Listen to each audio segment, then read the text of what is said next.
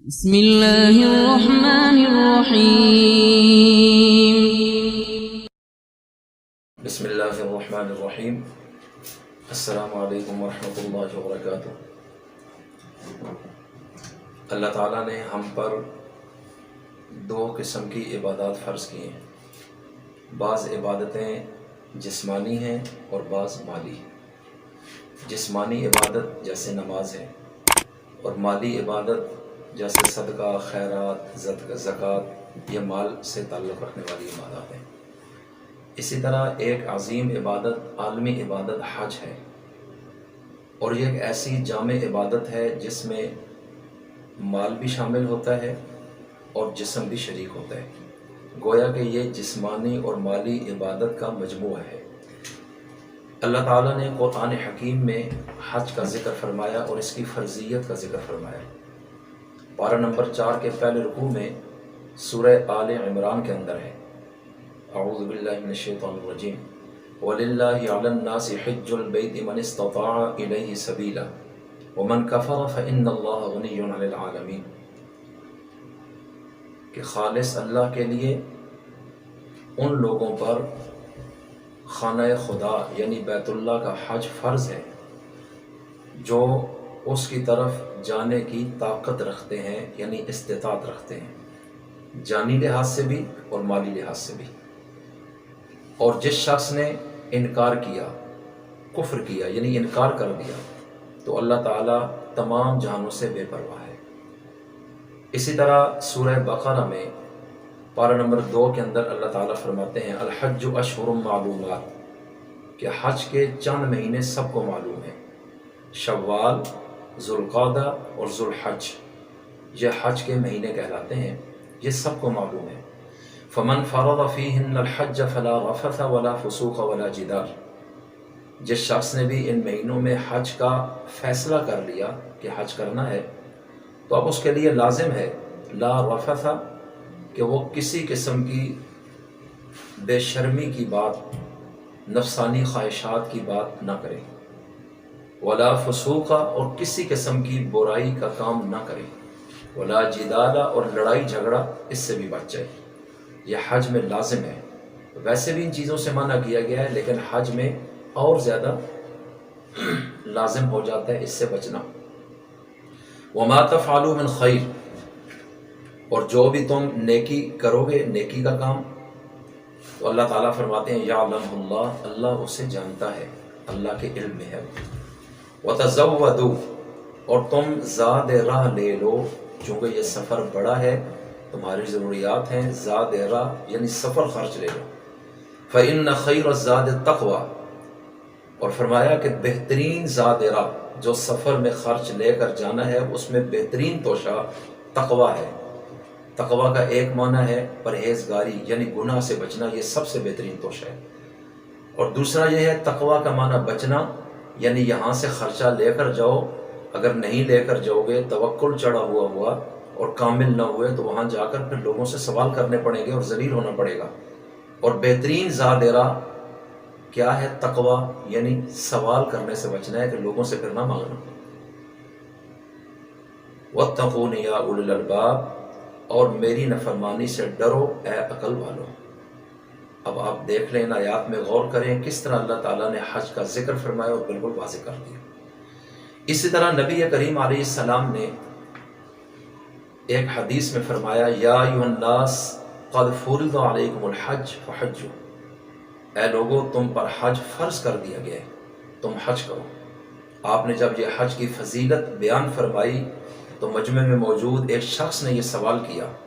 اے نبی کریم علیہ السلام، کیا یہ ہر سال فرض ہوگا، یعنی ہر سال کرنا پڑے گا؟ آپ علیہ السلام نے جواب نہیں دیا، خاموش ہو گئے۔ پھر آپ نے مجمع سے مخاطب ہو کر فرمایا کہ اگر میں ہاں کہہ دیتا تو اللہ تعالیٰ ہر سال حج فرض کر دیتا، بے ضرورت سوال نہ کیا کرو۔ اور اسی طرح آپ علیہ السلام نے فرمایا، جس کام کا میں حکم دوں وہ کر دو، اور جس سے روکوں اس سے رک جاؤ، بے ضرورت سوال نہ کرو، کہ پچھلی قومیں اسی وجہ سے ہلاک بھی ہوئی ہیں۔ یہ حدیث مبارکہ نسائی کے اندر آتی ہے اور مسلم شریف کے اندر ہے۔ اسی طرح ایک اور حدیث مبارکہ ہے جس کا مفہوم ہے اور وہ بخاری شریف کے اندر ہے۔ نبی کریم علیہ السلام نے فرمایا جس شخص نے بھی اللہ کی رضا کے لیے، یعنی دنیا کے لیے، نام و نمود کے لیے یا کسی اور غرض کے لیے، چاہے وہ تجارت ہو، نفع اندوزی ہو یا اسمگلنگ ہو یا بلیک مارکیٹنگ ہو، کوئی بھی غرض ہے، اس کے لیے یہ حج نہ ہو، صرف اللہ کو راضی کرنے کے لیے جو شخص حج کرے، اور ایسا حج جس میں وہ نفسانی خواہشات اور بے شرمی کی باتوں سے بچ جائے اور نافرمانی والے کام چھوڑ دے، نہ کرے، اور اسی طرح لڑائی جھگڑا نہ کرے، تو فرمایا وہ شخص جب حج کرتا ہے تو گناہوں سے اس طرح پاک ہو جاتا ہے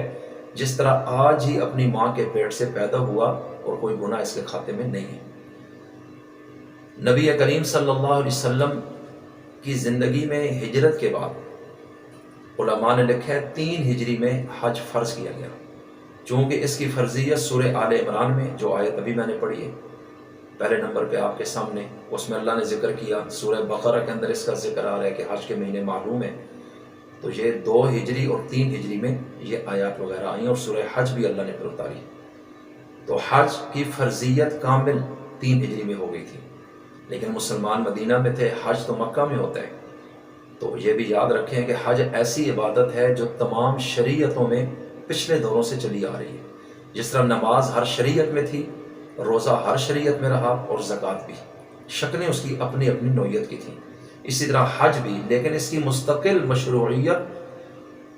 حضرت ابراہیم خلیل اللہ علیہ السلام کے زمانے سے چلی آئی۔ عرب لوگ حضرت اسماعیل ذبیح اللہ علیہ السلام کی اولاد توحید پر تھے، وقت کے ساتھ ساتھ مرور زمانہ کے ساتھ شرک میں چلے گئے، بہت سی برائیاں ان میں عود کر آئیں، ان میں سے حج کے اندر بھی کچھ خرابیاں ان میں آئیں، لیکن سب خرابیوں کے باوجود بھی وہ لوگ حج میں اکٹھے ہوتے تھے، بیت اللہ میں تمام قبائل ہر طرف سے آتے تھے اور بڑی اہمیت دیتے تھے اس فریضے کو، لیکن اس میں بھی کچھ برائیاں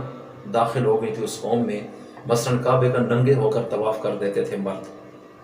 ان کے ذہن تھا جن کپڑوں میں گناہ کریں انہی کپڑوں میں اللہ کے دربار میں حاضری، یہ ٹھیک نہیں ہے، حالانکہ وہ چیز غلط تھی۔ اسی طرح وہاں کھیل تماشا کرتے، اپنے باپ دادوں کی بڑائیاں اور تذکرے کرتے، قصیدے ان کے پڑھتے، جبکہ وہاں تو اللہ کو یاد کرنے کے لیے گئے تھے۔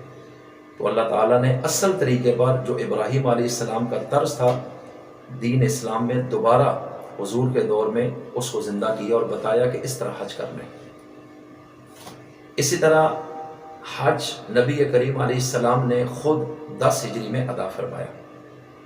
یہ بات ذہن رکھیے، 3 ہجری میں حج فرض ہوا اور 6 ہجری میں آپ علیہ السلام عمرے کے ارادے سے 1400 کے قریب صحابہ کو لے کر گئے، مکہ سے پہلے حدیبیہ کے مقام پر روک دیے گئے، مجبوراً ایک معاہدے کے تحت واپس آئے، پھر 7 ہجری میں انہی صحابہ کو لے کر گئے اور عمرۃ القضاء ادا فرمایا، 3 دن رہ کر وعدے کے مطابق واپس آ گئے۔ پھر 8 ہجری میں مکہ مکرمہ جب فتح کیا، 10,000 کے قریب صحابہ اکرام ساتھ تھے رضوان اللہ علیہ اجمعین، اور آپ نے عمرہ ادا فرمایا۔ 9 ہجری میں امیر حج حضرت صدیق اکبر رضی اللہ عنہ کو بنا کر بھیجا اور کئی رسومات کا خاتمہ کیا ان کے حج میں اعلانات کروا کر، اور سورۃ توبہ میں اس کا ذکر ہے، اور کئی معاہدوں کو بھی ختم کیا۔ اور 10 ہجری میں آپ خود امیر حج بن کر گئے اور رستے میں قافلے ملتے گئے، اور 1.25 لاکھ کے قریب تقریباً صحابہ کرام اس میں شریک ہوئے، جس میں عرفات کے میدان میں مشہور خطبہ حجۃ الوداع آپ نے پیش کیا، جو اصل میں اسلام کو اختصار کے ساتھ کہ اسلام کیا ہے، پیغام کیا ہے، یہ پورے عالم تک اس خطبے میں پیش کیا۔ اب تک کے لیے اتنا ہی کافی ہے، اللہ عمل کی توفیق عطا فرمائے۔